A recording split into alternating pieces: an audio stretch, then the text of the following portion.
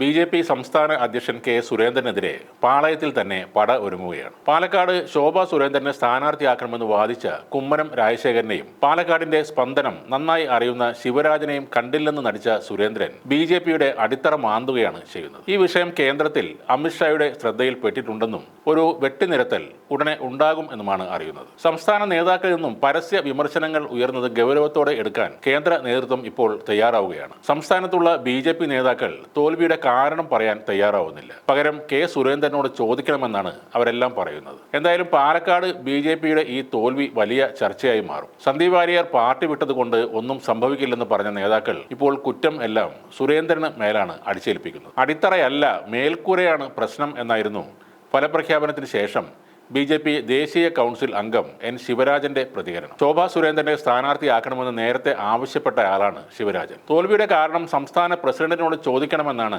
Channel ചർച്ചയിൽ സംസ്ഥാന vice president B ഗോപാലകൃഷ്ണനും പറഞ്ഞത്. വർഗീയതയും കോഴയും കൂറുമാറ്റവും അടക്കമുള്ളവ പാലക്കാട് തെരഞ്ഞെടുപ്പ് വിഷയമായപ്പോൾ പ്രതിരോധിക്കുന്നതിൽ വീഴ്ചയുണ്ടായോ എന്ന് പരിശോധിക്കേണ്ടതാണെന്നും സന്ദീപ് വചസ്പതി പറഞ്ഞു. ശോഭാ സുരേന്ദ്രനും പി കെ കൃഷ്ണദാസും അമർഷം ഉള്ളിലൊതുക്കി നിൽക്കുന്നത് കൊടുങ്കാറ്റിന് മുന്നേയുള്ള ശാന്തതയായി കാണേണ്ടതാണ്. ഈ വിഷയം പാർട്ടിക്കുള്ളിൽ ആളി കത്തിക്കാനാണ് അവരുടെ നീക്കം. എം.ടി. രമേശും കുമ്മനം രാജശേഖരനും അവരുടെ ഒപ്പം തന്നെ ഉണ്ടാകും. പ്രതിരോധിക്കാൻ വി മുരളീധരൻ പോലും സുരേന്ദ്രനൊപ്പം ഇനി ഉണ്ടാകില്ല എന്നാണ് അറിയുന്നത്. ഇതോടെ പാർട്ടിയിൽ സുരേന്ദ്രൻ തീർത്തും ഒറ്റപ്പെടുകയാണ്. കേരളത്തിലെ ഈ സാഹചര്യങ്ങൾ കേന്ദ്ര ആഭ്യന്തരമന്ത്രി അമിത്ഷാ നിരീക്ഷിക്കുന്നുണ്ട്. RSSനെ വിശ്വാസത്തിലെടുക്കുന്ന രീതിയിൽ തന്നെ തിരുത്തൽ നടപടികൾ ഉണ്ടാകും. RSSൽ നിന്നും സംഘടന ജനറൽ സെക്രട്ടറിയുടെ സേവനവും ആവശ്യപ്പെടും. കേരളത്തിൽ ബി.ജെ.പിയുടെ വിജയങ്ങൾക്ക് RSS ഒരു അനിവാര്യത ആണെന്ന് തന്നെയാണ് ബി.ജെ.പി. ദേശീയ നേതൃത്വം കരുതുന്നത്. ഇതുവരെ മത്സരിച്ച തെരഞ്ഞെടുപ്പുകളിലെല്ലാം വോട്ട് വിഹിതം കുത്തനെ ഉയർത്തിയ ശോഭാ സുരേന്ദ്രൻ സ്ഥാനാർത്ഥിയാകുമെന്നായിരുന്നു പാർട്ടിയിലെ ഒരു വിഭാഗത്തിന്റെ പ്രതീക്ഷ.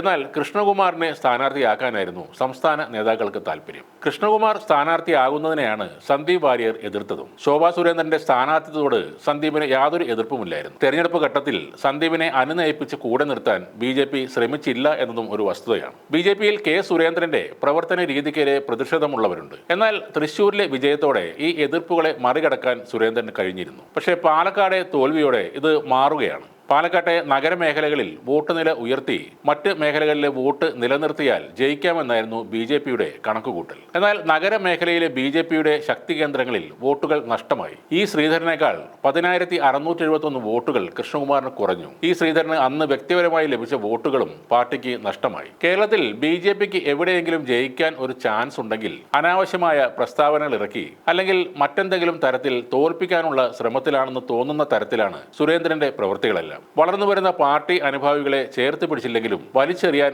നേതൃത്വം ശ്രമിക്കുന്ന തരത്തിലാണ് സുരേന്ദ്രന്റെ പ്രവർത്തനങ്ങൾ. ഒരു കാര്യം സുരേന്ദ്രൻ ഓർക്കേണ്ടതുണ്ട്. കേരളത്തിലെ നിങ്ങളെപ്പോലുള്ള ബി.ജെ.പി. നേതാക്കന്മാരെ കണ്ടുകൊണ്ടല്ല ഇവിടെ ബി.ജെ.പി. വളർന്നു വന്നത്. കേരളത്തിലെ നേതൃത്വം നന്നായിരുന്നെങ്കിൽ പണ്ടേ തന്നെ 2-3 സീറ്റ് ബി.ജെ.പിക്ക് കേരള അസംബ്ലിയിൽ കിട്ടുകയും ചെയ്തേനെ.